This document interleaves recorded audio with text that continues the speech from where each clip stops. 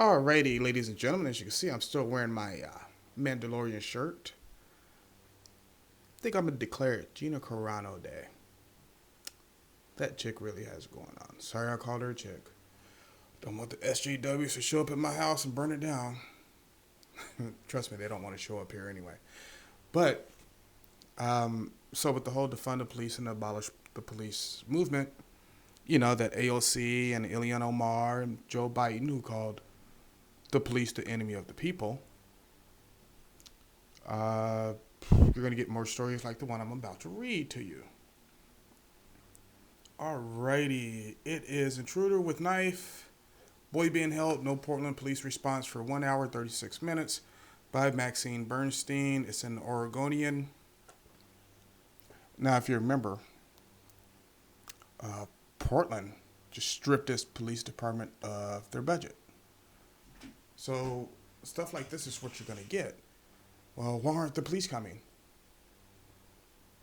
Because you defunded them. Now you're trying to abolish them. Hey, you might want to get a gun there, bruh. Because you're going to be on your own. It's only going to get worse because you're just going to strip more and more. So I said in my earlier video, if Biden wins, the Democrat Party is done for a couple of generations. So anyway, so the story says, Henry Kareem had ducked out of his southwest Portland apartment to search his car for a missing bank card when a strange man rushed into his ground floor unit, closed the door, and locked it. Kareem's 12-year-old son remained inside. And I will state for the record, Kareem is a black man. Ooh, actually, hold up. Let me check. Hello? Is Melissa Alano there? Okay, because I have a question. If she could text me the answer, it's fine. So I have this black guy here. Oh, call Joe Biden? Okay, hold up 1 second. I'll call Joe. Hello, may I speak to Vice President Biden? Okay, Mr. Biden, I have this black guy here. I'm not really sure if he's black. If you could help me out with it, I'd appreciate it. Well, his son was just threatened with a knife by a criminal, and the cops didn't show up for an hour and 32 minutes because Portland has voted to defund him, you know, with the Democrat policy. So he's probably going to vote Trump. Okay, I'll let him know. You mean have him take off the Kango too? Okay, do you want me to cut his black card? Because I can cut it up and throw it in the trash. Okay, thank you, Mr. Biden. Kareem fumbled for his house key. Thankfully, he had it on the same ring as his car key and raced to open his apartment door. I was so scared, he said. The next 10 minutes unfolded in a blur. On August 22nd, the stranger grabbed a kitchen knife. Kareem's petrified son managed to dart out of the apartment. Kareem followed and started yelling for neighbors to help. When the man eventually fled, several residents gave chase and cornered him nearby. It took police more than 90 minutes to arrive.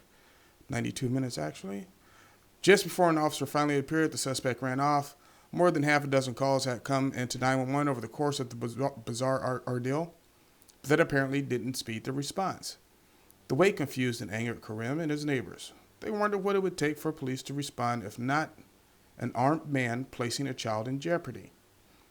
Every neighbor here was expecting the police to come. We called about 1 million times, and the police would not show up, Kareem said. Police conceded that the delay was unacceptable.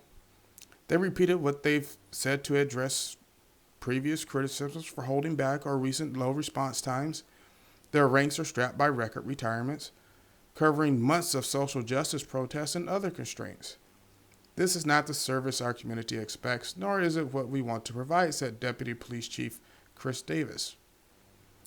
Since July, 49 officers have retired and 9 others have resigned, Davis said. Other officers are injured or on vacation, further reducing staff, he said. The police bureau has about 310 officers on patrol, divided between the 3 precincts. In addition, 102 of the patrol officers don't have full training, he said. The bureau hasn't been able to send as many new recruits to the state's basic police academy during the coronavirus pandemic. And in this particular case, police were responding at the same time to a tactical call in East Precinct that required a special team, and also were monitoring what turned out to be a violent clash between dueling protesters in downtown, as well as preparing for another nightly protest, Davis said. The priority now is to respond to emergency calls. When there's an active threat or a life safety issue, he said, often leaving 80 to 100 lower priority calls, holding during mass gatherings, or what have been regular protests before historic wildfires gripped the state and hazardous air quality kept people inside in the last week. Deja Cialis, Karim's neighbor, was among those who called police that day, reporting that a cluster of people were holding down the intruder near her apartment. I told them what was going on, and the operator seemed to know because he had received so many other calls, Silas said. Silas? We'll go with Silas. I think it's pretty sad because, like, anything could have happened to anybody here. It scares me because I can't rely on the police to help us out. Well, perhaps if you'll stop voting for archaic gun laws, you would have the ability to defend yourself, right? Because it occurs to me now that not one person there had a gun, but it's Oregon. You know, super liberal. This is what happens in super liberal cities, states. The frightening break-in happened so fast when Karim had just stepped out to look for something in his car that Saturday afternoon. I really can't tell you where the person came from, he said. When Karim sprinted back to the apartment and unlocked the door, he saw the man grab a large knife from his kitchen counter. Karim's son, trembling and crying, was behind the stranger. With the knife in one hand and picking up a 20-pound dumbbell he found in the apartment with the other, the man charged towards Karim. You could have stopped that charge real fast with a couple of Glock 19 rounds to the high center chest area. That's how that works. That's what guns are for. Karim's son suddenly ran past his dad and out the front door. Karim backed out and started banging on the doors and windows of neighboring apartments to get help or a cell phone to call 911. It's a really lengthy article. Oh my, I'm not going to read you guys all that. So, but bottom line is, this is what you voted for, right? You let the white liberal elites who live in mansions have millions of dollars, personal private bodyguards with all kind of weapons. You let them talk you out of your police department and to defunding them so far, they're going to abolish them if they get elected. I guarantee it. We all know it's going to happen, so there's no point in even talking about it. And then, of all other things, you voted away your Second Amendment rights. Oregon is one of the worst states for Second Amendment rights. They're right behind California. They're right there with New York, Chicago. It's ridiculous. But now look, see, you're in a crunch, and the police can't come. And you can't even protect your 12-year-old son. You can come and dance house with that bullshit if you want to. You can pick up a knife, bringing a knife to a gunfight, because I'm going to lay you down. Yes, every time I walk out of my door, I have my pistol. Every time. I've told you before, I don't know if you guys thought I was just kidding for that one video. My pistol is always in arm's reach. So, with that, hey, you know what? I don't know. I kind of want to feel bad for the kid. Kid's 12, right? But the father has to take some responsibility on this, just like we all do as parents. If you want to vote away and listen to these liberals talk you out of your right to defend your family, out of your right to take protection away from your family, then what happens, happens. What happens, happens. So, I mean, what else were you going to do? You know? With all these riots, you can't expect the police to respond. And then your whole city turned against them, supporting these rioters for Black Lives Matter. What do you expect them to do? They don't have the resources to help you now. So that's kind of on you. So I feel bad for the guy in two cases. Well, actually, I felt kind of good because his son wasn't hurt. Nobody was hurt.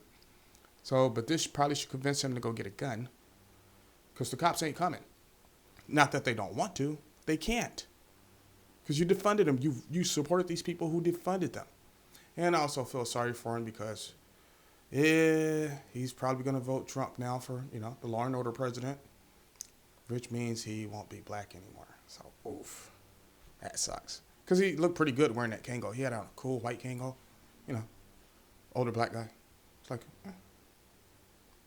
you got to take that off. I recommend New Balance. I actually like them. Nice, comfortable shoes, and they're fairly cheap. Ooh, you can get you a Make America Great Again hat. Even though then the liberals in your overrun blue city will probably beat you up. So, good luck with this, ladies and gentlemen. I hope you know what you're voting for. You're voting for Biden and Harris and these Democrats. This is what we're voting for. So, I mean, protect yourselves. Remember, hit like, subscribe, do what you got to do.